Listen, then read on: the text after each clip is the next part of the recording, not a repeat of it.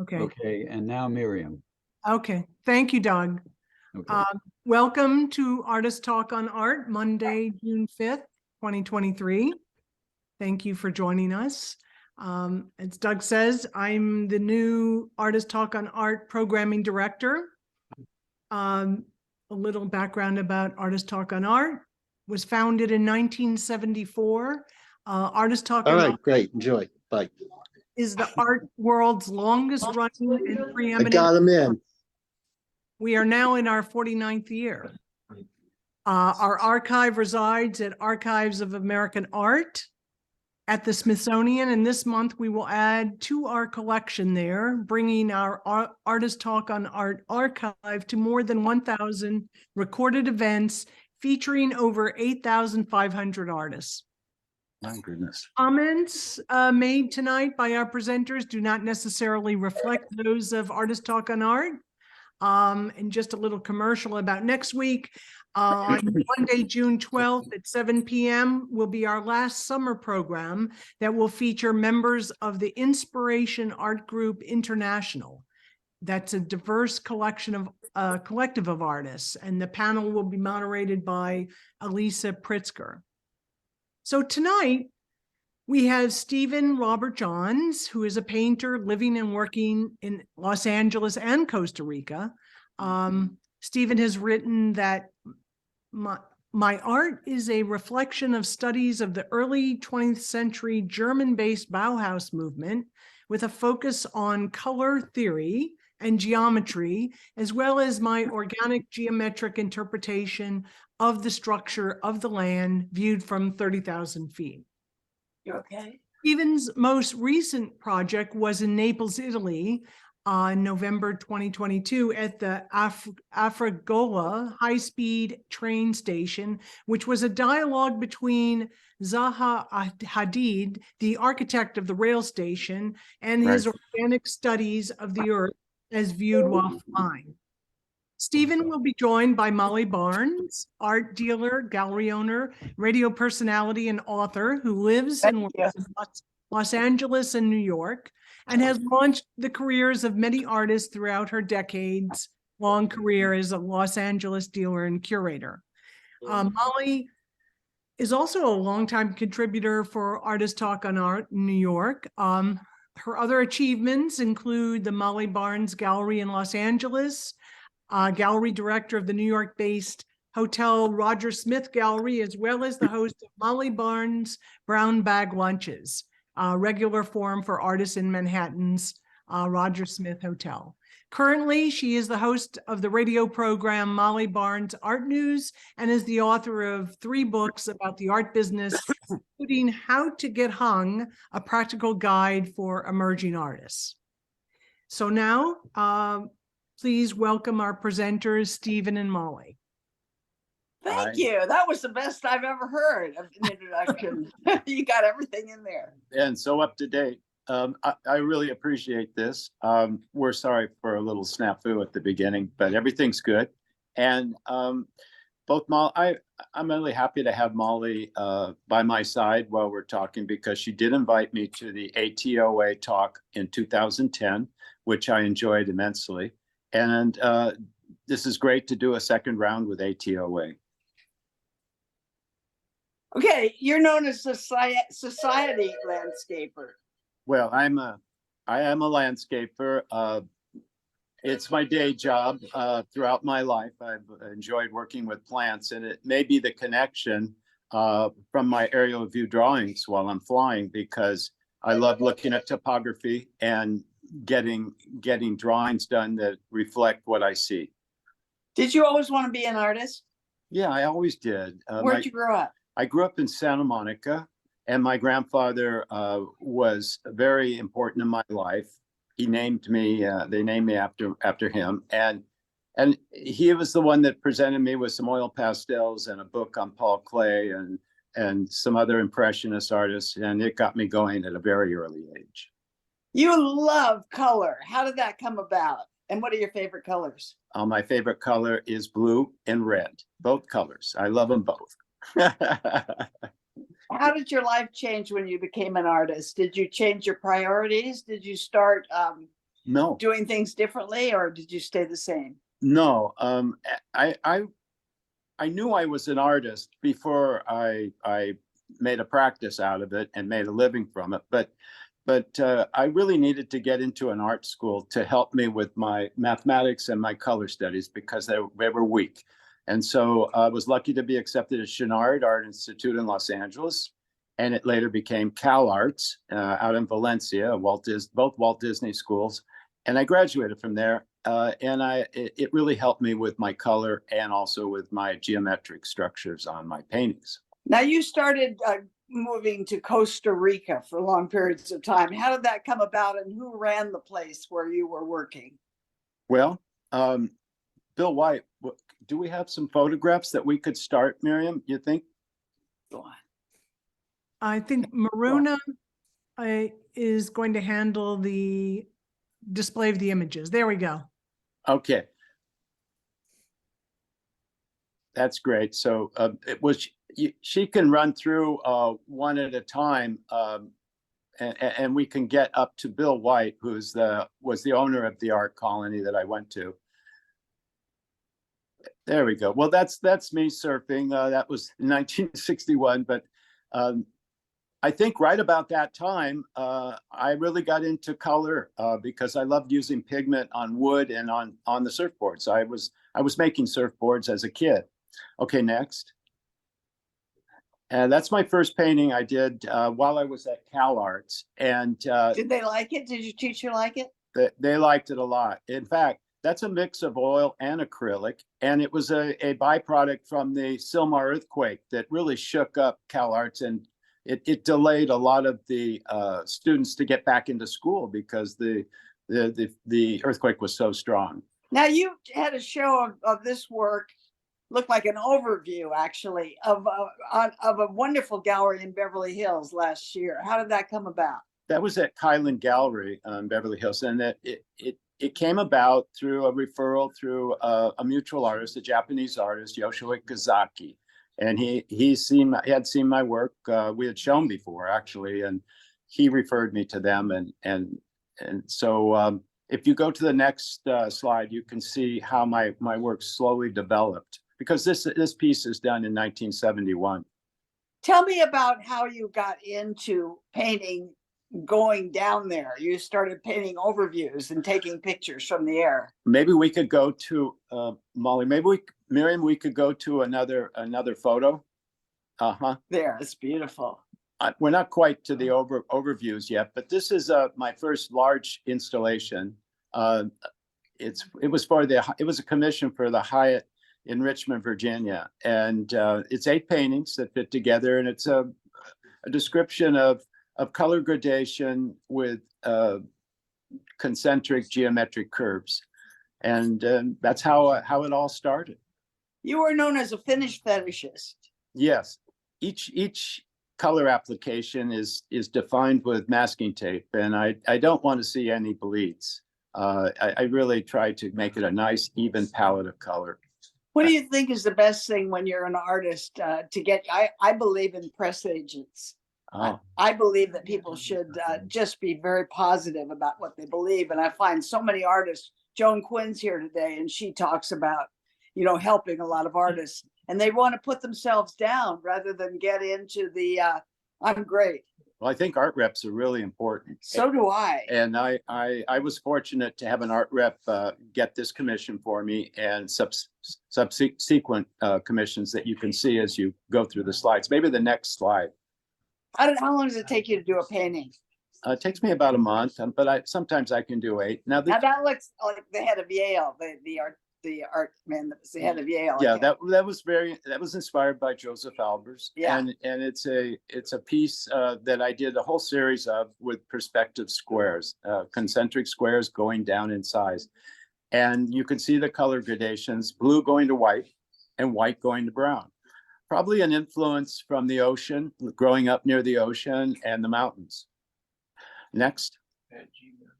When I started looking, oh, here's a good one. Yeah, tell us about this one. This one also has that same feeling with the water, the mountains, and the waves, the opposing curves, creating this beautiful S curve. And then I have a circle relief in the middle.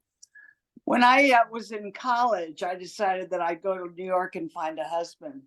And so I went to New York, and I was going to stay with my mother and dad's friend, Fanny Holzman, who was a great literary agent. And I got on the plane, and the guy I was sitting next to was so good looking. I thought, this guy's fine. It was that quick. And he was the head of CBS Radio, Howard Barnes. And by the time we got to New York, I had made up my mind. And he didn't invite me to go in the cab to the city or anything with him. But when I got to Fanny Holzman, she said, well, how was your trip? And I said, well, I met the man I think I might marry on the plane. And she said, who was that? And I said, his name was Howard Barnes. He was the head of CBS Radio. And she said, oh, yeah, we'll get him for you. She didn't, they just took care of it. And they got married. That. Yeah, we did get married. What year was that, Molly? What year? I can't remember. I don't want to tell you. But I did get two wonderful. Next slide. After I got a good husband after that, but Okay, I did get two children good. with good. Howard Barnes. Good. And Christy, my daughter, was just fabulous. She's running a museum in Colorado, and my son is president of Shea Homes, Wow. which is pretty good. Yeah, yeah, So- I know Shea Holmes. We all know Shea. Okay, Holmes. next Can't get image. away from him. That's a big company. This was done in about It's 1980. beautiful. And it's a silhouette of a tree in Monterey, overlooking the Pacific with the overcast skies in the distance. So it's my way of interpreting subject matter with hard edge and It's with beautiful. minimal application of color and shape. Did anybody buy No, I own it. It's my piece. it? Are they very expensive? Not too bad. I'll sell it to you for $3,000. Okay, I want to ask you about some artists who were influential on your life, as I understand it. Bob Irwin. Bob Urban was on the subtleties of shadow and color. That's his like that. And where did he do the museum? The garden? The Getty, The Getty. yeah, Richard Meyer architecture. Larry Bell. Larry Bell, Ronald Davis. No, but I wanted you to tell me why they were important to you. Well, when I was studying geometry, Larry Bell was doing these transparent boxes out of acrylic and glass. And when you look at the boxes from different angles, from corner to corner, you see these geometric structures inside. And that really led me into a study of different geometry. What about Joseph Albers? Well, that was the squares. The squares really were something that I dwelled on at the beginning. The S curve and the squares. And I must have done about 50 paintings like that. Did you know him at all? No. That's too bad. Yeah. What Yeah. about Gropius? Walter Gropius and in the Bauhaus was very important. Laszlo Maholy Nagy, and also Johannes Itten because of color. Color was a weak point in my life, and so I really had difficulty understanding it at the beginning. But I studied hard. I read his color theory, Johannes Itten's color theory, and came up with some of my own theories. I think people are going to want to ask you questions, but before I transfer, who's your favorite artist today? I'd say Ron Davis. Really? Yeah, I really love his structure and his color and his uninhibited There's pieces. there. That's beautiful. Did you know that, or are you just No, kissing up to I've been me? so busy. I've been preoccupied. I can't believe it. Remember how we all loved him so much? I And, still love Well, him. I think he's a great artist. and he Ron lived in Davis that lives in beautiful Albuquerque, Costa New Rica Mexico. raising beach. And he was a And Californian remember artist. they used to have religious ceremonies there. Really? I did some teaching in the late 80s into the 90s, and I was listening to the radio, and I heard that Frank Gehry and David Hockney were doing special classes for children that that were either gifted or they had physical and mentally challenged problems. And so I went to Barnstall Park where they were doing this, and at LACMA, and they asked me if I would teach classes in color. And it was a beautiful class, and the kids adjusted. The gifted children had a wonderful time, of course, but the mentally challenged kids and physically challenged where their hands were immobile, or we worked with them, and they created things that put a smile on their face, and using my techniques that I do for composition. And this is one photograph that I think I have two included. Next photo, you can see that. Oh, okay. Well, that's a circle series done in 1995, and it's a painting 24 by 24 inches, and it's an influence from my studies about the Japanese gardens, Zen gardens. That's just wonderful. What are you painting now? I'm doing something similar to this, and I'm also doing repeat patterns.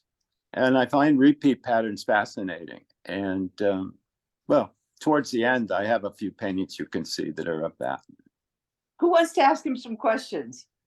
Ask me about the art colony in Costa Rica. That's what I was gonna ask you, how you were painting down there, how it differs from when you were painting up here. Well, I was scared to death when I went down to Costa Rica, Joan. I didn't know anyone. I've never been there before. It was a Central American country that I thought was totally foreign to me. And when I arrived for the first week, I wanted to go home. Jimmy Ganser was down there. A lot of the artists were down there surfing. Right, Jimmy Like Ganser, who? Jim Ganser, and I showed him. Robbie Dick, Chuck Arnaldi, Yeah, and they were down there. And you know, these are three of the top artists that. You know who he's married to? Arnaldi. Yeah, Arnaldi. to the Anawalt family. Yeah, exactly. Yeah, but yeah, they were already down there in the 70s. But I was still in art school. I went to school with Jim Ganser, and Jim and I surfed together as kids, so we knew each other quite well. And he said, "Come on down to Costa Rica. You know, we're living down there and having a great time." And I thought, no, I'm having fun because I'm actually doing commissions for hotels and banks. And I had, like Molly said, I had an art rep that was doing a lot of work for me. But when I got to Costa Rica after the first week, I adapted, and I loved the country. I embraced it. My studio was upstairs in this studio here. I had high ceilings and big windows facing the lush tropical rainforest.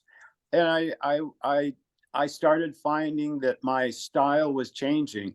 I was wanting to not just be a geometric repeat patternist or texture fetish type artist.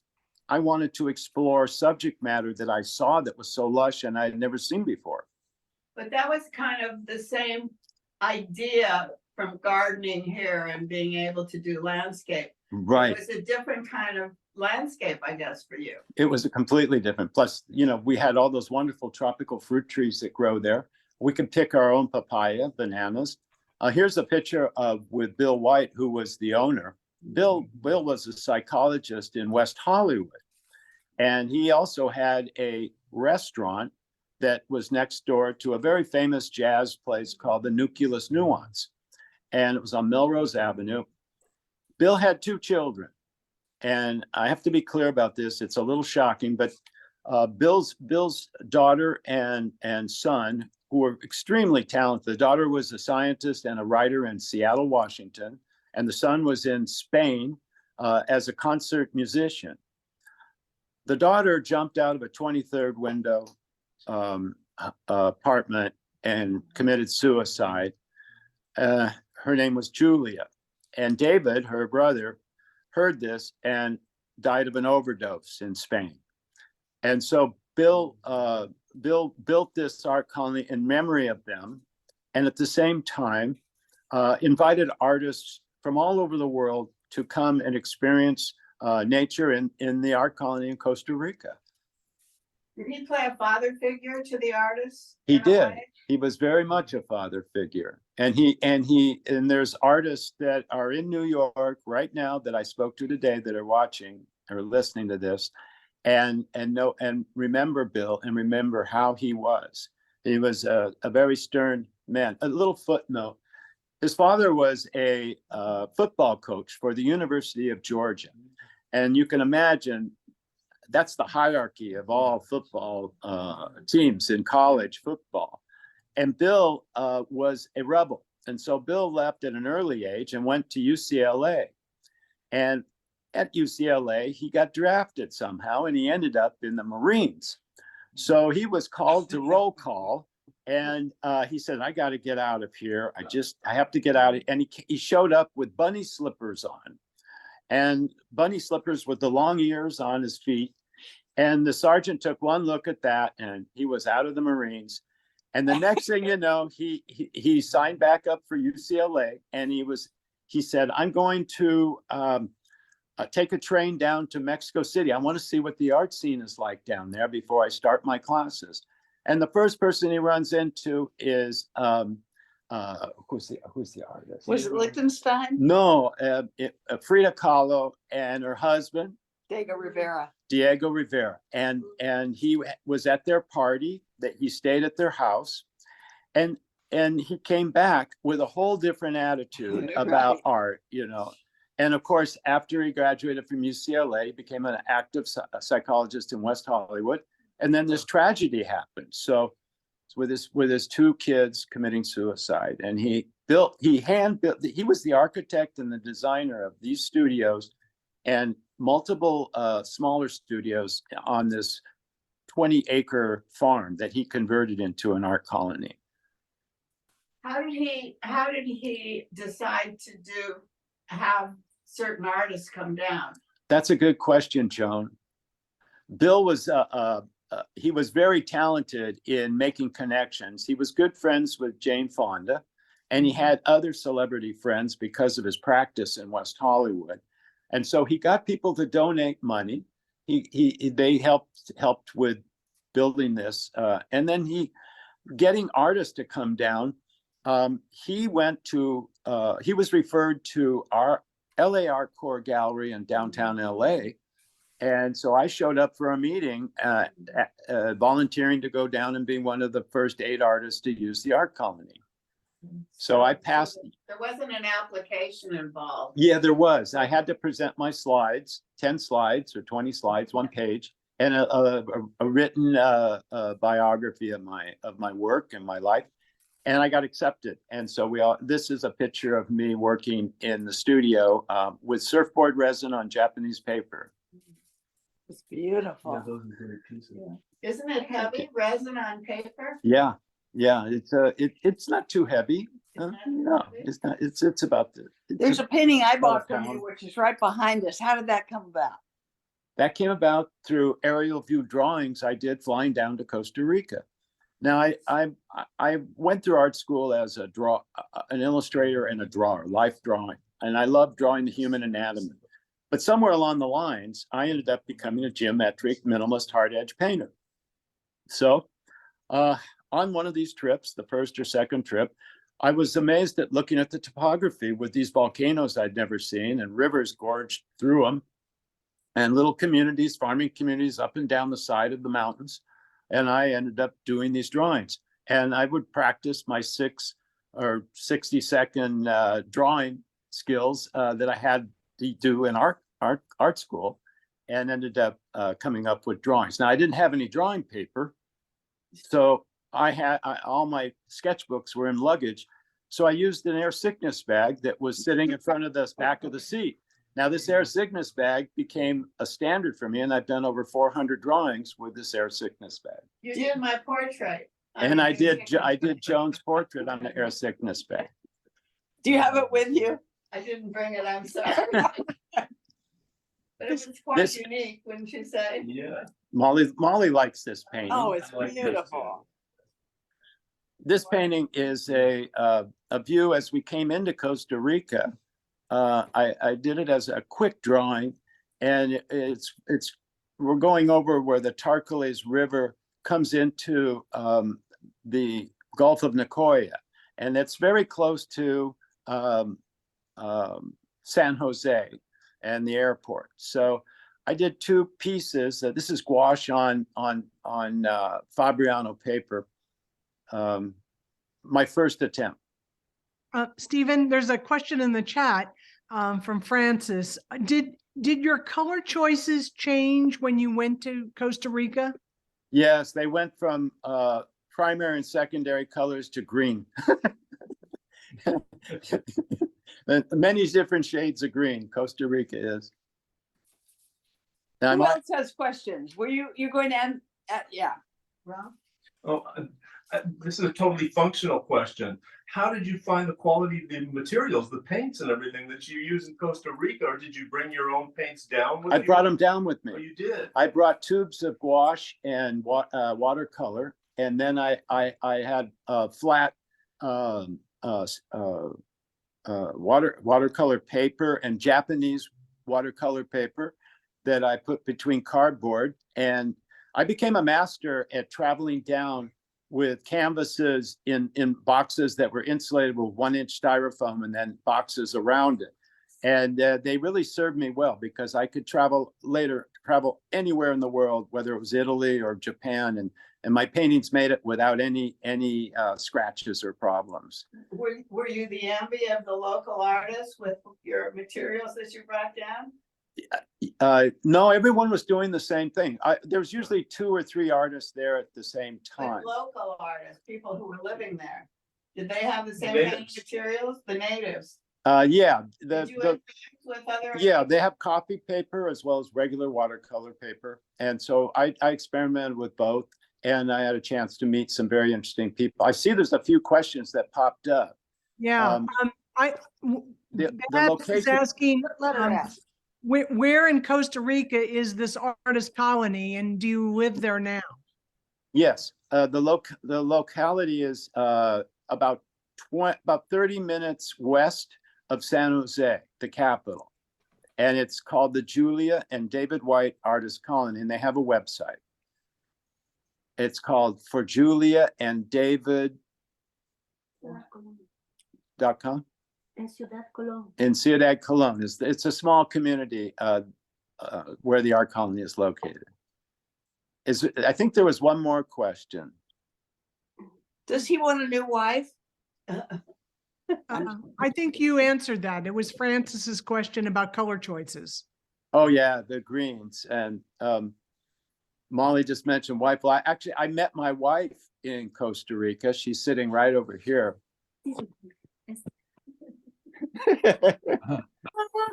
Oh, nice. Yeah, so she's a wonderful person, and we have a great life, and we spend equal time in Costa Rica as well as here in Los Angeles. Stephen, I wanted to mention that same White, the Costa Rica colony of the Whites, many Artist Talk on Art people have gone down there, including the late Donna Marxer and John Rafferty, Irene Christensen and Charles Myers. Well, you know Irene Christensen. Yeah, of course. Yeah. Lynn Mayacole and Sam Weiner, and a Karen number of Batten. others. A number of others. So Yeah. Karen Batten lives in New York City, and she and I met at the art colony, both as artists working there. I'm on. I'm here. Hi there, John. Hi, Stephen. Oh, hi. Hi. Good to see you. Yeah, good to see you too.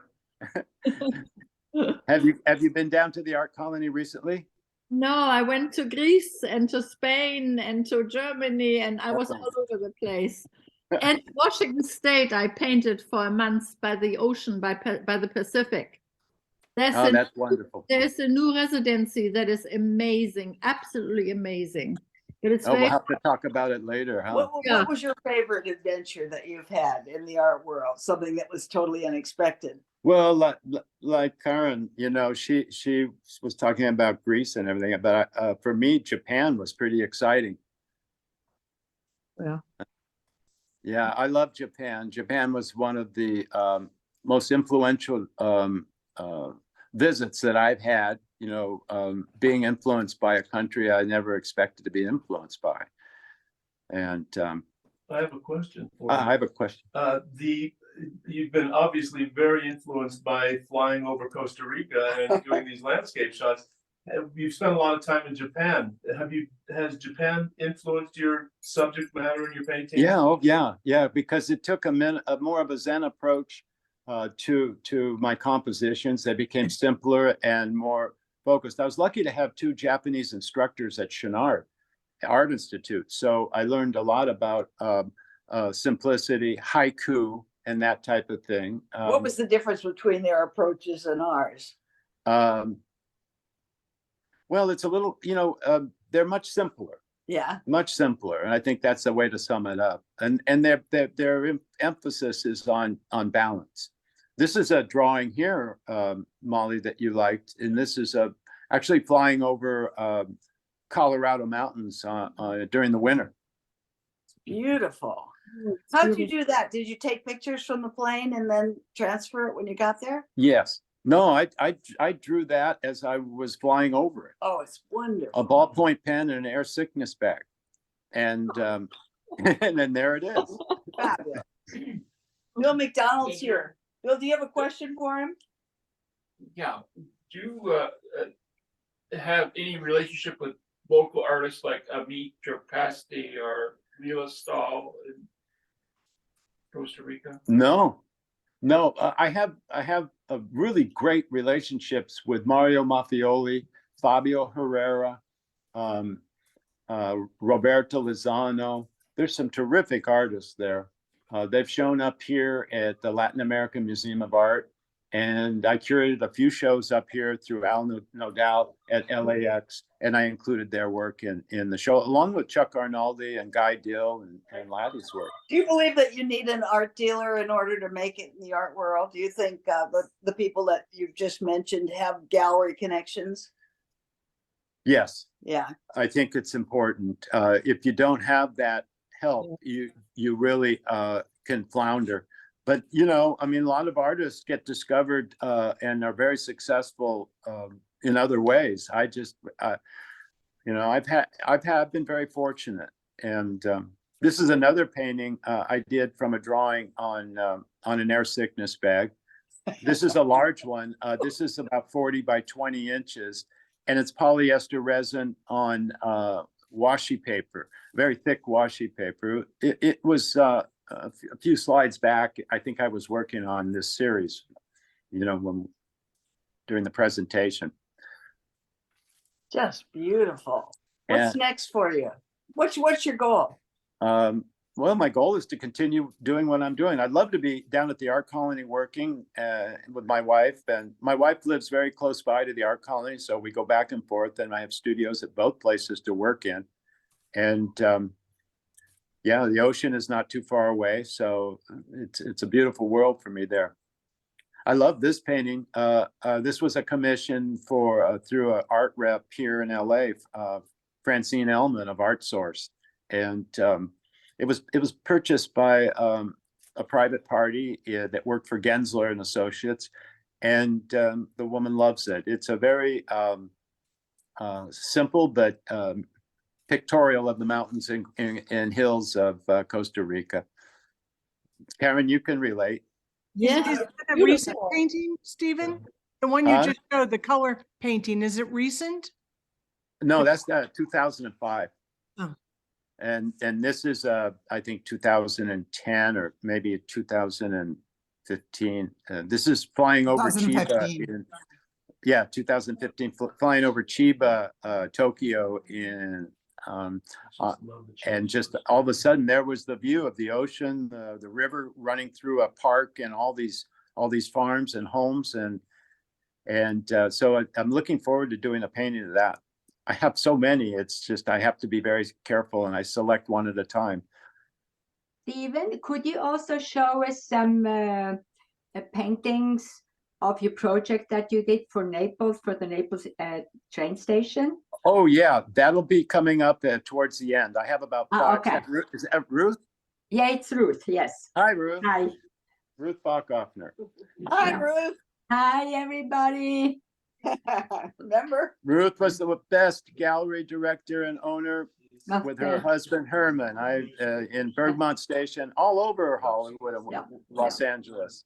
Who are some of the gallery owners that you like the best, or the galleries that you can't wait to get into? Oh, gosh. Hauser Ruth. Wirth, we went to, and that was Well, I'm extraordinary. close. Terrible question. Okay, okay. What's the question? Are you No. asking me? Oh, My question to you are some of the favorite art galleries that you would suggest people go to. oh. Well, I think Bergamot Station is a terrific place to go to because there's so many galleries in one space. So you park your car and it's free parking, and you can go to all these different I went galleries. to Craig Kroll and bought two of me. Craig Kroll's a terrific gallery. Did you buy anything of yourself? Oh, he had two of your paintings. Yeah, what'd you think? They were great. Thank you. I'm glad you bought them. I tried to steal them, but he could see me leaving, so I did. He watched you. Yeah. This is another air sickness bag drawing.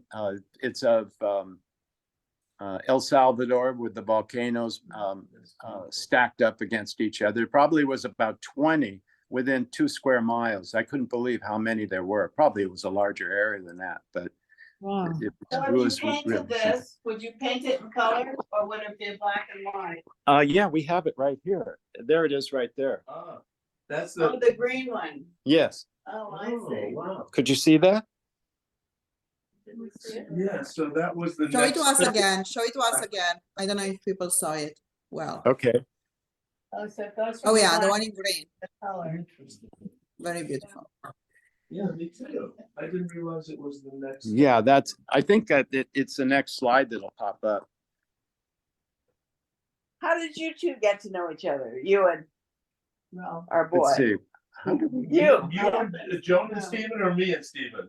I've known Stephen since 1970, what, Stephen, 75, 76? Did you work together? Well, Stephen started dating one of my. best Something friends. happened here. We have a little glitch. Yeah, maybe come over here, Dunya, and see what happened. Did you lose connection? No, we're still Still connected. connected. There's a. We can slide. see you. We can see you and hear you. Oh, you can see me. Okay, Yeah. I Yes. see the slide presentation on the left going up and down vertically, but I don't see anything coming up. But There's that's no okay. image. There's no image, it says your name. Yeah, that's all I see. Yeah. Oh, It for bounced some out. reason. So I where did see. you get to Hold know on. each other? Who, me and Stephen? Yeah. Through a mutual friend. Now you guys see? Dating There we go. one of my Okay. That's it. Good. That's it. Yeah, so that's the painting I just showed. Right, that's the that was painting. behind I here. don't realize. Right. So Yeah, this that is the drawing Yeah, Beautiful, and then both. the painting. And Joan, how did you know him? that's acrylic on canvas. Stephen, How did hold we on meet, to Joan? something. Oh, that is really beautiful. But you came to my exhibition Downtown. Where? in 2000. Where was it? It was downtown. This was this was an older painting, 1999, but it was Beautiful. recently purchased in Italy. Beautiful. Yeah, during my trip to Naples for the Afragola train station. Similar. But they didn't buy it. It was a private party bought it. Cynthia Penna. Mm. This painting is, most of the paintings I work on are 28 by 20 inches, 36 by 36 inches, and 48 by 48. I do larger work too, 5 feet by 7 feet and 6 by 8 feet. But yeah, I like the comfortable size, fits an apartment, a home, hotel. And I can always do larger if someone wants it. This was at the Fukuoka Museum of Art, where they wanted to see a comparison of my drawings on air sickness bags with the paintings that I made. So each drawing that's on the right represents the paintings that are on the left. But that's not a triptych. That's not a triptych, it's individual. Yeah, each piece is individual.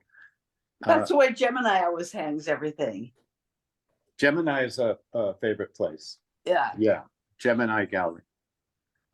Now, what is your life? What do you and Oh, your there's wife Molly. Molly with her husband Mauro and myself at a exhibition in 2000. God, we look like we have halos. Yeah. Like we're trying to be good. Gloria Santos.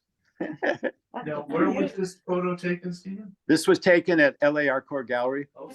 one of my first shows. And that piece behind us is a interpretation from a drawing on the first trip to Guatemala on the way to Costa Rica. We had a stopover, and it was raining from actually from just after we left LAX. It was a direct flight to Guatemala, and it rained the whole way there. It was thunder and lightning. I was sitting in the middle seat, and I had two women on each side of me holding my hands and squeezing the blood out of them. And one lady was Costa Rican, the other one was Costa Rican also, but worked in Washington DC. And I thought, oh my God, we're not going to land. We're going to crash. But we made it. And this was the view that I interpreted as we came to the airport, with the lightning and the thunder and the rain and the reflection of lights from the landing lights on the airport strip. And yeah, so that's my interpretation of it. Is that blown up? Is that a blown up canvas, or is that the size you worked in that canvas? Yeah, that's 7 feet by 5 feet. I didn't see that. I never Well, saw I that. think, this painting looks a lot better than the storm. Thank you, Ruth. You're welcome. This is in Kitakyushu. I think it's, yeah, Kitakyushu, Japan. And I had I was going through a period of repeat patterns. Like I had said earlier, I love repeat patterns, and I decided to do them in black and white. And this is the result of that. And it was very successful at the museum. Not many of my the gallery goers that came to the museum spoke English, but we had a lot of fun, talking about the work. A lot of gesturing, I love that. and that's one of the pieces. Beautiful. And, Were you and it's trying to make them vibrate? Are you trying to make them vibrate? a little. Black and white has that tendency. And then with the shape that I was choosing to reproduce, which was really basically a leaf, yeah, that's how it's interesting how you have an idea and you draw it out and nothing vibrates, nothing's contrasting, and then you apply the paint in black and white, and yeah, you get a little bit of that. How much is that one? That's 3,000. It's just beautiful. That's 28 by 20 inches. I think the second one from the right is absolutely fantastic. It really vibrates. Oh, It's thank the one, you. it's moving constantly. But is that the first one, or which one is that? No, that's that in the is- middle. The first, the Okay. one on the right is are angles going down. Yeah, the down second one from the right. Yeah, and then one has a little bit of a curve to it, the lines. Can we see them again? Can Yeah, we you see can- the 6 again? Can you go back one? Can you go one- back one? Yeah, there Yes. we go. Yeah. Yeah, so the second one to the right, It or just let's goes say- like this. yeah, Yeah. it's like a zigzag. Uh-huh. And it's just taking the angled lines and Mhm. I work in a grid, Ruth, just about with every painting. Yeah. It's geometric. And so in that grid, there are 9 grids or 9 boxes. And I continue with the lines down until I hit the next box, and then I move it up about 1/4 of an inch, and then they continue down. Mhm. That But looks in, like it. but in the second one, I don't see 9 boxes. I just see 3 boxes, 3 vertical boxes. The second one from the right. I still have that painting. I'll bring it by and show it to you. Ed Adler, do you know him yet? He teaches at NYU, teaches the beats, Kerouac and Ginsberg and Ferlinghetti. I'm here. Ed, Oh my God. Hello. Ed Adler. How you doing? I'm doing great. I love your Tarzan series. I'm We having love it, Ed. I saw it yesterday with you. Yeah, here. Yeah, I showed Molly. just sold one to a Hollywood producer. I think the painting is going to turn into a movie. Well, who's buying it? You know Michael Hausman? Yes. Yes. Yeah, he did Brokeback Mountain, Gangs of New York. You know, he's bought a lot of paintings from me over the. He's one of my collectors. You know, Great. and I'm enjoying this very much. I can't believe it's really working. You know? What are you doing now? Are you okay? I'm fine. I've been painting. What? I'm pretty much only painting, but I exercise about 2 hours a day. And I'll you show know, you one of his in my bedroom. You look terrific. Anyway, so it's the good life. If all you do is paint and eat. Yeah, Do you still have your studio in New York? I City? do. How much You longer? know, right there. I haven't very much, but I'm keeping it because I have about 500 paintings down there. Well, I'm gonna have to come out to New York with Molly, and we're gonna have to meet and have lunch. Absolutely. Yeah, I have about 300 paintings at the house that I've done in the last 3 years. I haven't gone anywhere. Lifetime. No. Yeah. Oh, I'm sorry to hear that. Yeah. Well, Yeah, I but want to yeah, see she- you. I'm hoping to come out this year. Yeah, no, it's been, you know, an interesting life. I had to learn how to cook. I never cooked. I was with Phil 70 years, you know, we met as kids. And so I still, my kids say I don't cook, I warm things in the microwave. You know, Well, that's the first step. Baby steps, Ed. I still jog I go out every Wonderful. and I work out in the house. I have a little gym set up, you know, and I listen to 100 books this year on Audible. So, instead of watching, while I'm painting, I have a book going all day long. Ed, What about Sterling Lord? Did he die? I believe so. You know, I haven't heard. I got him an assistant about 2 years ago, and then the pandemic hit, and everything fell apart. Yeah. And Mary Murphy was close to him, and a lot I'm of that sorry to group, hear that. yeah. yeah, Sterling moved. This painting here is the AT&T headquarters in LA, Ed. Yeah, your Is that painting's true? great. I'm really enjoying this. I'd love to see. I want to ask you, what is life like in that artist colony? It sounds so romantic and dramatic. Are It's there a lot of wonderful. It's wonderful. You're enjoying life at its best. You've got nature around you. You've got people that are serious. This is a commission I did in Costa Rica for a lawyer for his home, and it's a 9-piece. Each painting is 3 feet by 3 feet. So it takes up a 2-story wall with the dining room down below. And so it's kind of a talking room too, you know, so it's a great conversation piece. Stephen, that's a very nice painting. I assume you consider it one piece, right? It's Yeah. I actually consider it one piece. Yeah. Yeah. And you can see the progression of the color in the center ovals. They go from yellow to yellow, orange, red, and you know all the way through. What's fabulous about it is Here's Joan Quinn. all the colors are vibrating at the same level. I think this is after we met Joan, but it was downtown, close. was it downtown? It was down on Wilshire and La Brea at Kordansky? Robert Saavedra Gallery. Oh. And Robert Saavedra had a great venue there. And then for some reason he folded. Didn't Kordansky have an opening last night? But Joan was there and she supported me, and she's always supportive. She's been always coming to my shows, and I love her. Thank you. We all do. This is with Ed Moses. Ed. Yeah. This was at a show I had at LA ARCO Gallery, my retrospective. And Ed came by with Andy, Ned Evans, and Steve Steinman. yeah, Ed lived next door to where my mother and father lived. And at the time I was at Cal Arts, and I was making paintings in my mother's garage. And I was making my stretcher bar for that blue square painting you saw at the beginning, 6 feet by 6 feet.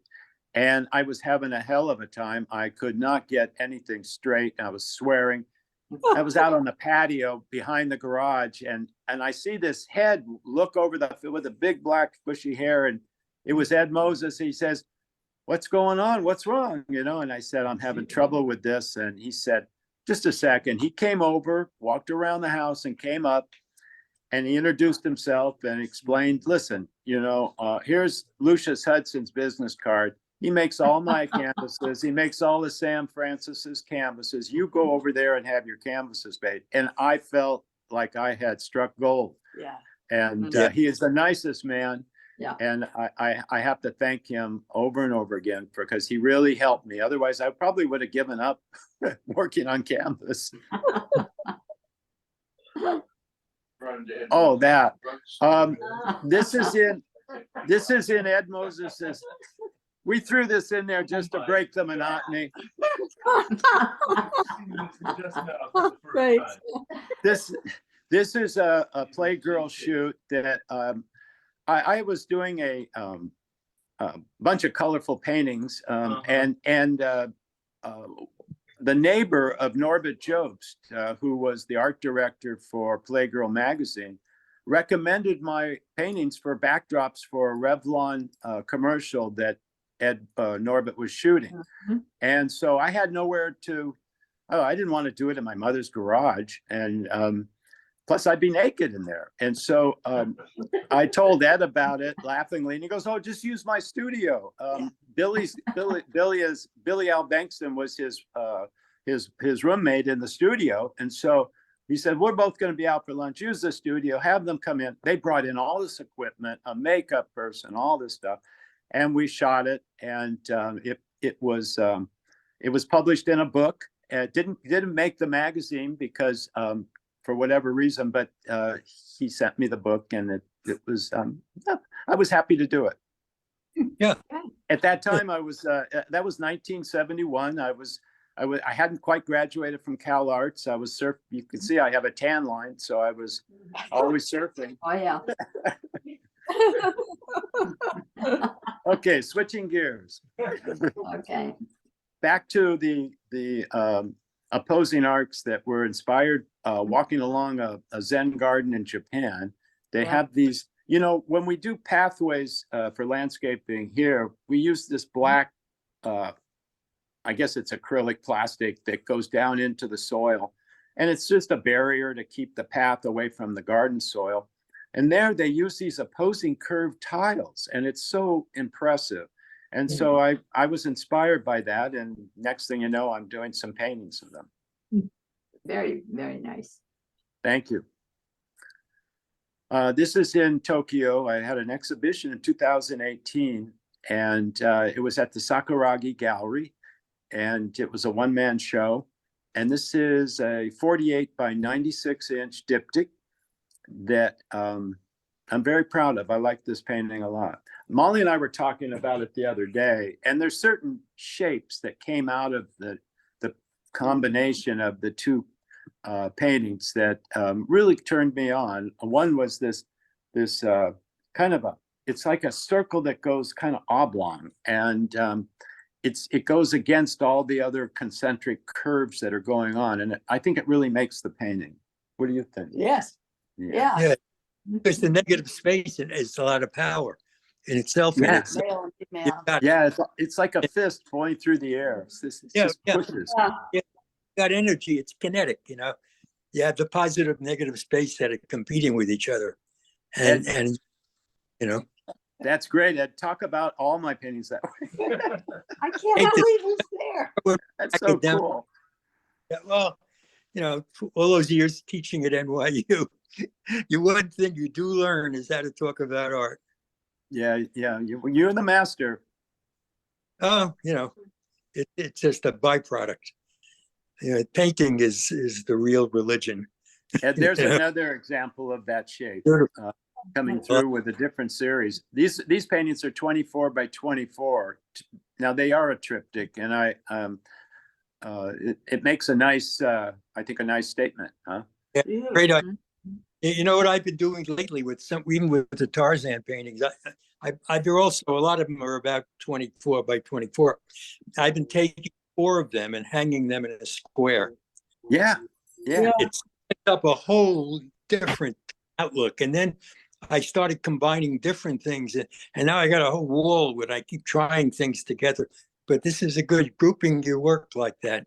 It does You something. know, when you're it's like- traveling and you have to get on an airplane, you can get 4 of these on an airplane, you know, as a luggage, you know. Put them, What's the size of them? I designed those boxes with 1-inch styrofoam surrounding them. Of course, they're wrapped in plastic with a cardboard sheet between them. But then I've got the box around it, and it's the same inches that you're allowed for your luggage, and it works, you know. And if you have a show in a gallery on the other side of the coast, right, or United States or Japan or wherever, you can do it. I just did it when I was in Italy. Yeah. What's the size of the panels? Each one is 24 by 24 Okay. inches, so it's 24 by 72 inches. Yeah. Yeah, no, it's great because you can ship them in a 24 by 24 box, and then when you get, they take it out and they put, set them up. And these, yeah, that's true. And these 3 are part of a 12 painting set.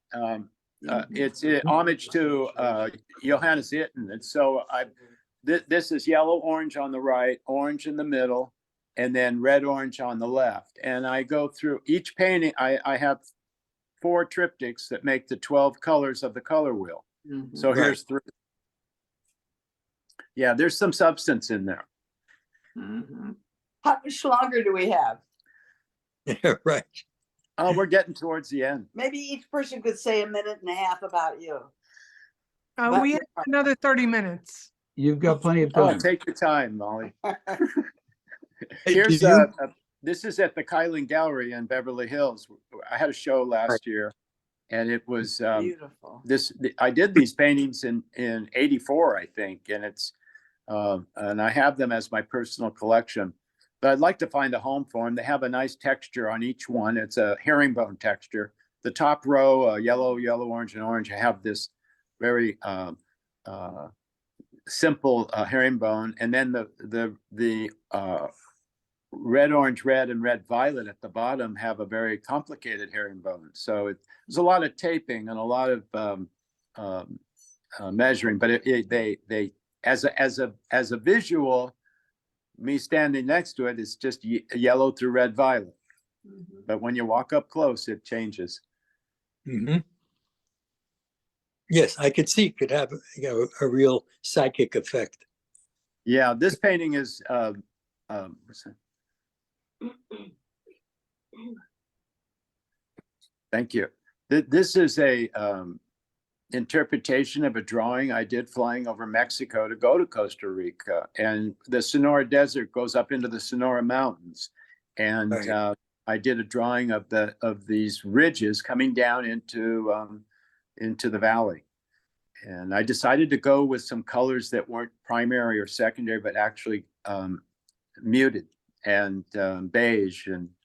And I work with four shades of 4 tones of beige. Right. Well, maybe the tertiary or even beyond. Yeah. Beyond tertiary. How's that? I like your beard. You're looking good, Ed. You know what? I didn't have a Thanksgiving. After Thanksgiving, I had no social schedule whatsoever. And what's the point of shaving? So it got really long. It got to the Santa Claus, David Letterman. You look very refined. Now this is a visual of the Afragola train station that was designed and built by Zaha Hadid's architectural firm. It was completed in 2016, and because of the pandemic, it really never had a chance to open fully until 2021. In 2022, I was invited to do an installation of my work with the curator, Cynthia Penna. And Cynthia lives in Naples, Italy.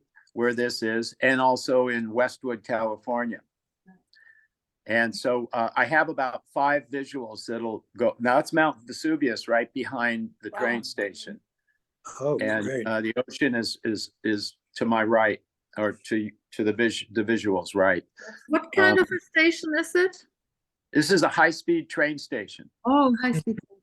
Yeah, and Zaha is a very organic architect.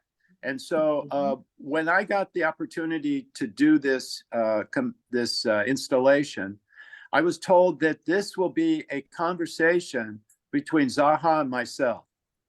In other words, they gave me images of what she did as far as designing this train station, and I selected from my drawings of aerial view drawings what I thought related to the structure of the train station, and also the paintings.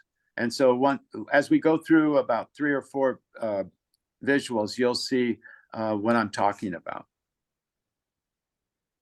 This was in November last year.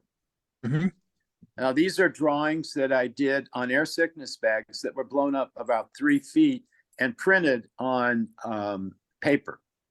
Right. And I selected with the curator, we selected with the drawings, and then Cynthia, the curator, she had them printed in Naples and then installed with Antonella, Antonella is the representative of the architectural firm of Zaha Hadid's firm in Italy. Stephen, how far outside of Naples is the train station? About 30 minutes. Okay. About right, Dunya? Yes. And how do you get from that train station to the city?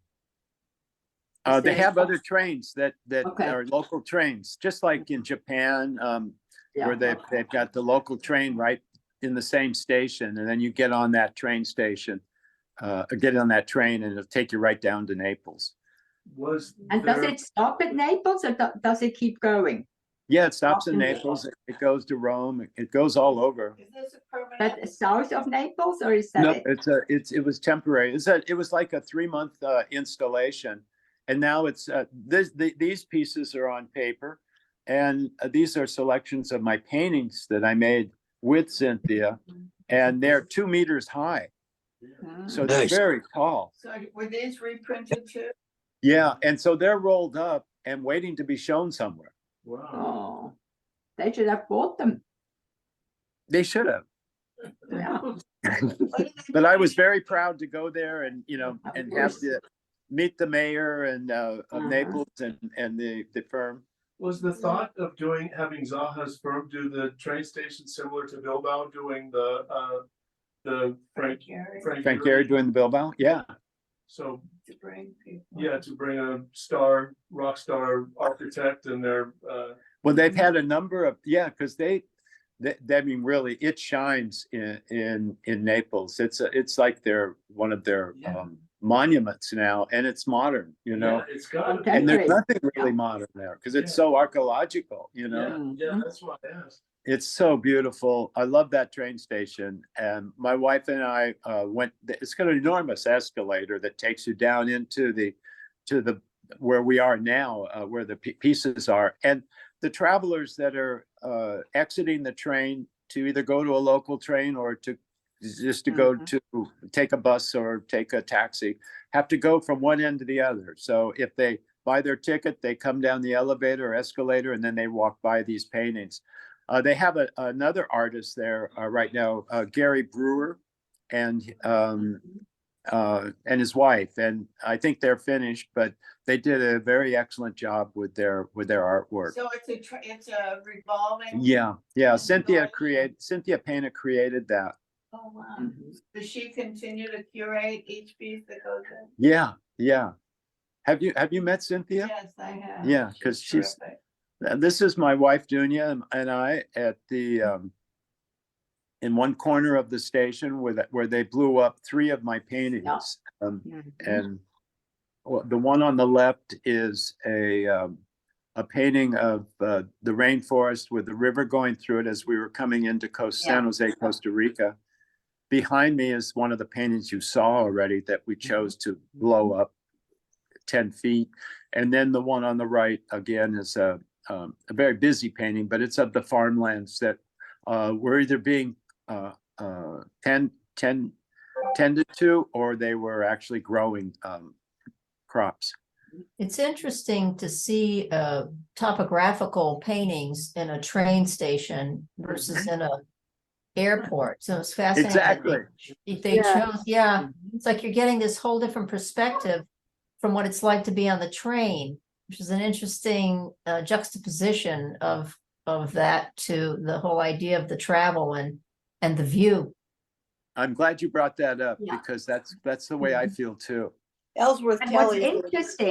interesting is that this hallway is going nowhere. It's at the end. So why is it there? What's the reason for this? Oh, it's an alcove. As the main hallway is to the left and right, and this is an alcove. Okay. Ellsworth Kelly has just done, before he died, did American stamps. And now Roy Lichtenstein has just done them, and they're showing them at Whitney in New York.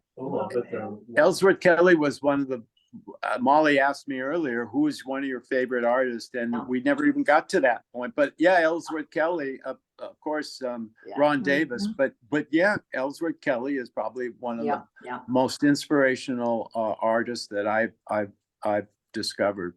And I followed him for so long, and he actually comes out here and has work done in Burbank. He has these stainless panels or aluminum panels that he has painted on, sprayed on, and very minimal color compositions, but geometric. Yeah. Is there a reason for the part that goes across the top? Is that part of the piece? Yeah, that's the only part that sort of was strange when I got there. I couldn't understand, but they're clips, and it's a way of supporting the piece, because those are printed on vinyl, and so they have a tendency to wave, and so it's a system that they have there. You know, Stephen, a few years ago, I had done some paintings that had a kind of botanical quality to them. And somebody at the time that connected me to the botanical gardens in New York. And they ran a big, beautiful, big show with a big dinner party and the whole works. And they said they were apparently interested in work that's inspired by, nature. Art. Yeah, and you're perfect for that. Let's work on that, Ed. Yeah, the botanical. Molly will be the lead. Yeah. Well, this is the photograph of Cynthia Penna on my left, and she's the curator. And then on my right is my wife, Dunya. Nice. Dunya, where did we meet? in Costa Rica? We met at Costco. Yeah, we met at Costco in Costa Rica, and I was taking a break from the art colony, and a gentleman took me out for a cappuccino, and so he had to buy some things, so we went to Costco. It's called Price Mart, but it's the same. And so we couldn't find a table once we got our cappuccinos, and there were two chairs at the table where Dunya was sitting with her daughter, and I asked if we could sit there, and the daughter said sure, and Dunya looked away, and that was that. But we sat and had our cappuccino, and her daughter spoke perfect English, and we had a great conversation, and I left my business card with them. And 2 months later, in November, I get an email from Dunya, and Dunya asked me to send her some of my art. She wanted to let me know that she went to my website and she saw some paintings that she liked. And I said, oh, well, you can see some of the real paintings when I come back to Costa Rica next month. And that she said, okay, we'll have coffee. Dunya said, stop. But so she came to the door, and I invited her over for dinner, and I had about 6 people, an architect. I had some interesting people over. And so she came and I said, would you like to come in? And she said, well, I have to take my daughter home. She just came back from Vienna from a year stay as a student, you know, and living with a family in Austria. And so I said, okay. And later I discovered that that she actually had her hand on pepper spray in her purse, and she just didn't know what to expect when I opened this door. You know? I was wondering where this story was.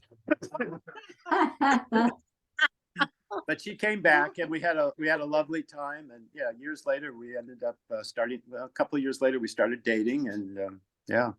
And who got this painting? This painting. This is a recent painting I completed last month. I was interested in seeing how gold worked with primary and secondary colors and silver. Yeah. And Addie just spoke up, Dunya's daughter. She just said that she really loved being my translator. And it's true, because Dunya wouldn't give me the time of day. She was preoccupied with other things in her mind. And so I think she just thought it was another gringo trying to pick her up. It's a beautiful, beautiful painting. The painting is 3 feet by 3 feet. I've done 4 so far, two with gold and 2 with silver. Mhm. And this one's with red orange, because orange was too, I don't know, just didn't seem to work with the gold, and red was too bold. But the red orange had some of that nice simplicity reaction to the gold. And the other one in gold is yellow. And so that I thought I liked the yellow. And then with the silver, it was purple. I used violet, and also I used turquoise. Yeah, colors are fantastic. This was taken a couple of years ago. This is my, I'm still surfing. So this photograph was taken in Venice Beach, and I'm standing next to Mike Saijo, and he's a really well-known artist here, Japanese-American artist in Los Angeles, and a terrific photographer, terrific guy. And he takes books and takes pages out and makes the most incredible artwork with them, documenting the Japanese-American involvement in being in the United States, as well as many other topics. And he's just completed a fountain in downtown Los Angeles that's in Little Tokyo, and it's a real monument to his heritage. And I'm very proud to be his friend. Nice guy. And he's a good body surfer, and he took some pictures of me surfing out in the water too. And that's the end of the slides. Okay, thank you so much. Thank you. Wonderful. Fabulous. This was, So can well, we take a bite of you? Do you have a question and answers, or are we? Sure, we could stay on. We usually end at 8:30, so we have another 15 minutes. Oh, you could show those prints if you want. I wanted to ask a question back about the black and white pieces where you had done, they were the 6 pieces that you had the 2 on either side, and then the pair in the center, and the pair in the center was interesting to see how when you switched the white and black, how the vibration was completely gone when you made the white the major shape. And I wonder if you think a lot about vibration when you're working with color as well. And I do see it in a number of the pieces. And sure. I just wondered if you were thinking about those kind of things specifically when you're working with the shapes and when you're working with the black and white versus the color. Yeah, it's always in the back of my mind. Is Babs? Yeah. Yeah, it's always in the back of my mind, and I'm sometimes I try to avoid that. I mean, I try to reduce the amount of vibration. Of course, I could do red and green together, and orange and that blue and that kind of thing to create the complementary contrast, and then the vibrations and all the other illusionary effects.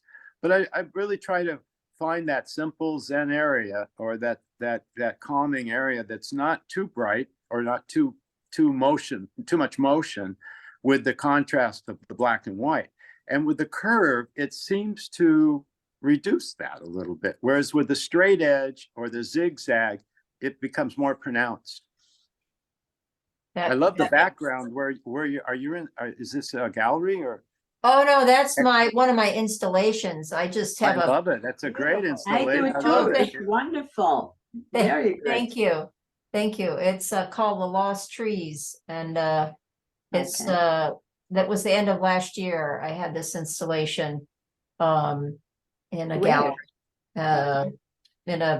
It was in Tampa at a college. Are you in New York?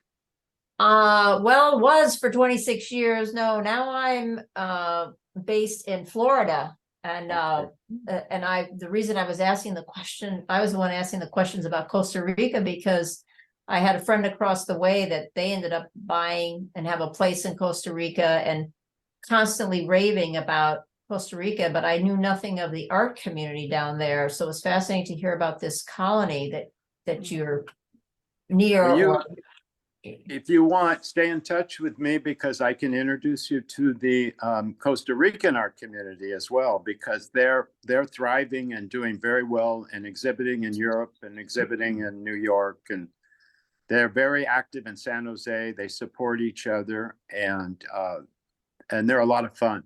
Stephen? Oh, well, do you Is have there go on your website to stay in touch with you? Yes, you can. My website, you can contact me through my email. Just go to contact, and I will be happy to Okay. to chat with you. Yeah, I would love a little information on that colony down there. Anyway. When But is this thank you. on there? When can people see it? What do you does ATOA know when this would go on YouTube? Usually it would be within about a week, you know. Oh, Okay. good. Molly, yeah, Yeah. we're both curious. And this has been a lot of fun. I just want to thank Molly Barnes, because you know what, we had to ad-lib this a little bit, but we almost didn't get it going. Oh, there's my website. Well, you're in the middle of the, like, see, I couldn't get a script for it, that's for sure. Is that it? It's www.srjart.com. Is that it? That's it. Wow. Thank you. Molly. Sure, Babs, we'll be in touch. Thank Okay. Okay, thank All right, you so that's great, much, that's great. everybody. I Oh, showed thank it. you, Ruth. Yeah, You're Yeah, this welcome. I'm glad I made it. you. It was really great. that red looks great on you. Thank Doesn't that look pretty? Yeah, she's gorgeous. And Thank you, I- Stephen and Molly, for a most informative and colorful commentary. I hope to meet you. Quite interesting. Yeah, well, when Molly comes back to New York, she wants to get together. Yeah, I'll be there next week or the week after. Oh, good. Thank And I want to thank you, Joan. Joan Quinn for coming by, and Bill McDonald and Yeah. Rolf Robinson. These are our artists and designers that have been part of my life and Molly's life. And they do Art Inquiry, which is a wonderful video series of art and artists in Los Angeles. And I think I just really appreciate them being part of this. And my wife, Dunya. Yeah, don't forget her. And I Irene would have to be Christensen. there, but at least I Thank made you, it. Stephen and Mal. Excuse me. Irene, it's Molly. Yes, I know. I've been Oh, here I for can't some believe it. time. We used to have those great lunches. Yeah, I know. I'm looking forward to seeing both of I'll you. see you in 2 weeks. Okay. Absolutely. Okay. And Stephen, may I ask one quick question? Oh, sure. Last painting in gold and red orange. It's so musical to me. What is the title of that piece? Elementos, Elemental agua. agua. Okay. Well, So is it's my interpretation of light reflecting off of water, Mhm. done in a concentric manner. I love that painting. Oh, thank you, Irene. Beautiful. Hi, Irene. Hi. Wow. Irene, are you going to go back to the artist colony? Karen, are you going to go back to the I'm artist really colony? sorry to tell I'm you this, but trying. That's what I want to the talk to colony you doesn't about. exist anymore. Maybe in October or Down November. the sign. Okay, guys, bye-bye. Bye. Bye, Bye, Ruth. thank Okay, you. bye. Thank you for joining. I'm so glad. Thank you, you Stephen. came. Thank you, Bye, Molly. everybody. Thank you so much, everybody. Thank you. Thank you. Bye. It's nice to see Thank you. HOA making all these connections. And I want to thank Maruna and Jacqueline for helping with everything related to this. And They the did a members great of job with this. ATOA. They did I'm a sorry? terrific job. Thank you. Really. Okay, Wonderful. Thank you, Thank everybody. you to all of you for joining us. okay. Good Oh, job. that was fabulous. Are you glad you came? I Absolutely. would have watched it at home, but I'm glad. I want to watch it at home too. Are you still there, Ed? I Let me am. see it one more time. Yeah. Let me know when Oh, you're in Ed, New I'm York, so glad to see you. I'll see you soon. Molly. Great. You look terrific. Thank you. Remember when we had that show of your work at the hotel? You know something, today I was looking, I Googled Roger Smith art, Ed Adler, and there we were. I With the can't believe it. whole show is on Yeah, there. I My- talked to my Jim yesterday. I watched the whole thing. I love said, your hairstyle. oh, it's life has been so peculiar. It's I hardly, I'm the crazy artist on the block that never goes out. He's You just know- at NYU, the Well, you haven't changed a bit. Hero You're acting. still crazy and you're still fun. I, but Totally Getty. Yeah, you'd love him. I They have, can't- it's been my kids are nearby, which is good. My daughter, I 15 showed minutes, her here she's in LA. doing great. She became a grandmother. You Yeah. know, her daughter we have a year-old, the cutest little baby you ever saw. You know, very talented. You know, a few minutes. Good penny he's sitting in front of too. Yeah, so I have a lot of the kids around, and that Oh, yeah, look at that. Isn't that beautiful? Is that your painting? Yes, yes. the one about Yeah. it's a Jan Steen Merry Company on the terrace. I forged it when I got out of the army.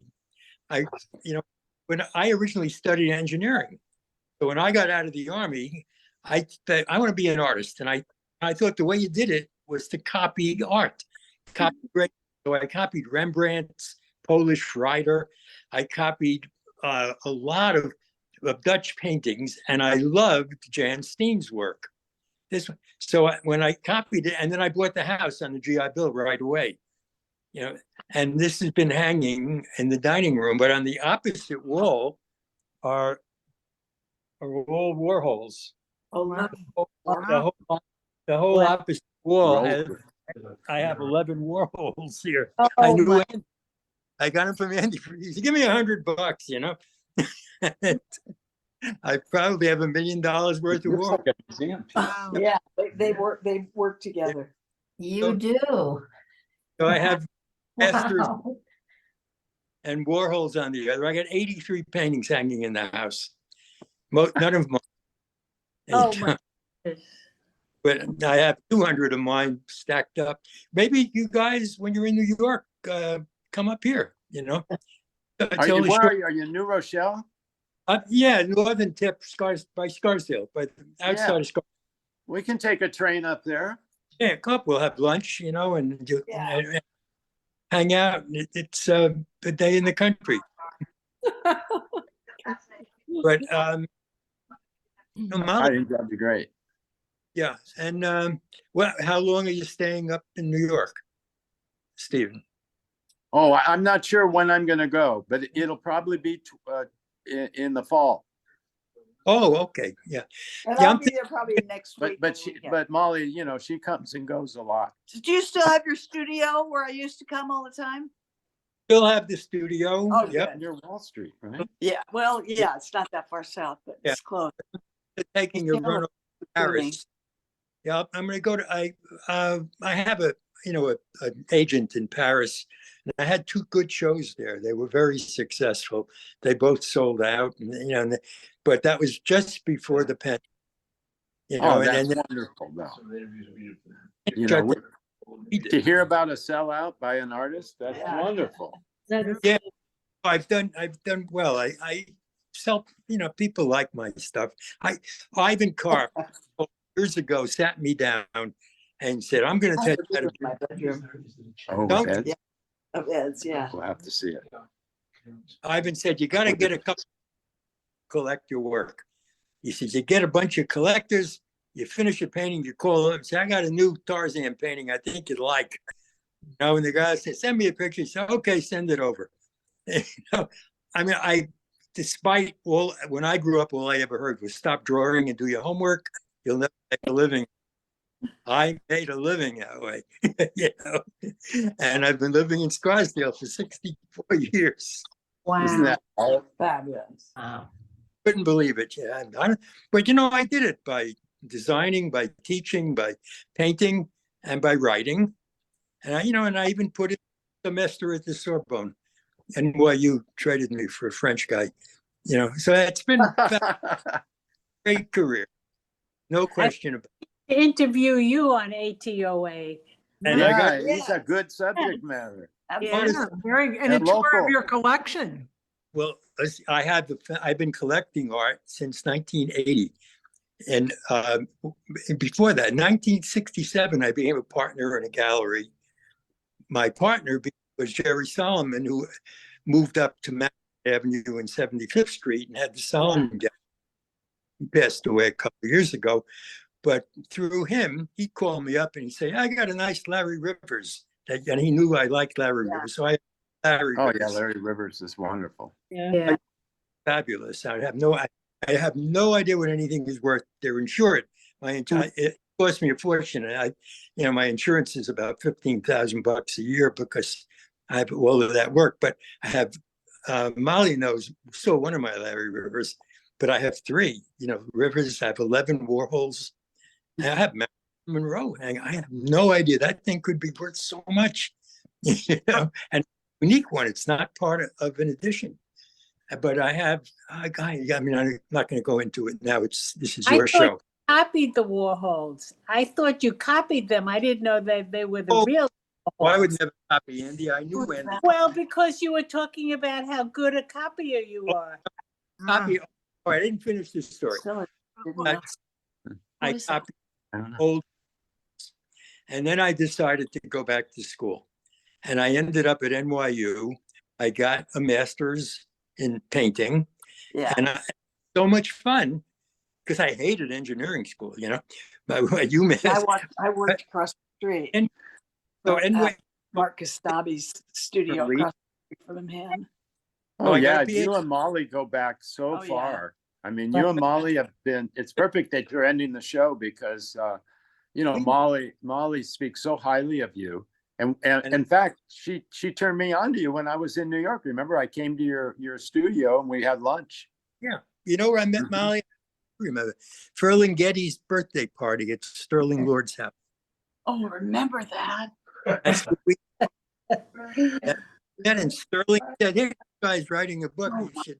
Well, you guys can stay and chat. I'm gonna. Okay, we're gonna say goodbye. Miriam, fascinating conversation. Miriam, thank you again. Thank this you was it was a very impromptu ad lib, but it worked. You guys can stay on and chat. Thank you so much. Thank you so much. This was really great. And I will reach out. I will reach out, Steve. And I stuck my website on the chat thing too. It's just my name. My website's my name. Okay, and you can contact me with my email on my website, and I'll that way I've got you. Yeah, I'll check it out. Thank you so much. This has been wonderful. Thank you. All right, bye, you guys. Bye. Ed, what is your last name? Adler. Okay. Reingold. Okay. Ed Adler. Okay, thank You you. can look at rogersmith.com. Ed Adler. Nobody wants to hang Look. out. You know what? I had, Debbie I Solomon, who drove writes, over to your party last week. Yeah, nobody I had wanted an to go art- home. Deborah Solomon, who writes for the Times and for, big art critic. And she was a friend of mine. She was the daughter of my partner in the art gallery who became my dealer for many years. Anyway, she was here not long ago and she said, you know something? She said, I was going through things at the Archive of American Art down at Smithsonian. I've been there. She said, you're in there. And I of course, but that's not, things happen, things pop up and it's fun, and fame and fortune right around the corner. And just like you popping up on this Zoom, this is fantastic. You can't, Molly's thrilled. She's speechless. Meanwhile, I am, but I have I'm going to show them a painting of yours that I have in the other room that I love. oh yeah, you have that really good one. I know the one you have. Yeah. But yeah, what did I want to tell you? I forgot. He's one of the most important artists in New York, and so unassuming. No, I've had so much fun. And Ed, luckily, you'll meet him and love him. my big break He was has a studio downtown and he has a home in wherever. bank. What did he say? Lou? Whenever I make money, you make money in spurts. It's right near where Morrow lived. Well, you have a show, you sell out. Like I had one show up in Lowell, Massachusetts. It was a complete show of It's an hour from Manhattan. and Jack Kerouac's brother-in-law had just Who? sold it. Kerouac's who? Brother-in-law. Kerouac. Okay, brother. Yeah. You were connected with him somehow. Oh, I Very- remember He wrote when a book about him. your sister went out on a date with him. No. And he wrote a book about him. Ed wrote a book about him. Yeah, you Kerouac. wrote a book. I went to college up in Massachusetts. I went to UMass. And my first girl, I was 17 and she was 15, was Jack Kerouac's cousin. Oh, okay. Yeah, that's right. He threatened me all the time, jailbait. Stay away, You got. yeah. And I Ed, didn't she like her was. book. She was 55. So I knew Kerouac from those days. And then later, years later at NYU, they called me, they said, don't you know Allen Ginsberg? And I said, yeah, I know Ginsberg from the anti-war movement. They said, well, we're looking into Beat generation culture. And so I ended up teaching courses on generation, Yeah, running conferences, exactly. and I became like the New York the Beat generation. Early Getty owned it. Yeah. And through that, ended up the most interesting situation. Then further, I got involved at NYU with the foreign overseas department. They found out, somebody can you speak French? Yeah, French at high school. I ended up at the Sorbonne, teaching at the Sorbonne in English. And I had all these crazy, and then Did the you foreign. tell Joan when she could see those shows of ours? All you have to do is look. That's all right, Ed. Keep talking. Just go to I ended up, they sent me to India 6 weeks to set up an NYU program did a lot of shows. to study the indigenous art of India and the history of It's art. wonderful. That must have led to David Amram. Yeah, it did. So Dave Graham and I go back way back. We're very close friends. But then David Amram, girlfriend at the time, was at University of. So she called me up, said, "Hey, they're looking for someone here who knows all about." They asked me to do that and I just wouldn't do it. They wanted. It turns out while spent a week in Denver in 1875 on a lecture. It's different. It's so quality of the camera is probably. Celebrated. Do you know all about Should Ask I Wise? show you guys his painting? Do you want to see it? Well, we're going to have to continue this later, Ed, because you're breaking up. Yep. I think because I have 10% left in my phone battery. Oh, okay. Anyway, I think it's Ed is the one, he's going back and forth. When he leans in, you can hear him, but when he goes further back, he disappears. And some people are on mute. So I didn't mean to. Yeah. Yeah. Anyway, a lot of, I spoke for Maholy about 7 times, both at Art Store and at my. And Maholy- I saw one of the brown baggers Yeah. with No, you. Yeah. Is there a list of women Yeah. waiting? And, for- I taught for 25 years. And for 25 years, I taught without ever having a script. wow. But We're gonna go look at Ed's painting. Okay. God, that was- Everybody's leaving, so I'm gonna sign off, you guys. Bye, But this has Steve. been wonderful. Bye. Bye. guys, come Yeah, up. we'll talk Thank later. you. Bye, Irene. Bye, everybody. Okay, Bye. bye. Okay. Keep Is along Bye, that Karen. area. Bye, Ed. Yeah. Bye-bye. Okay. Beautiful Bye. Bye, Karen. Yeah.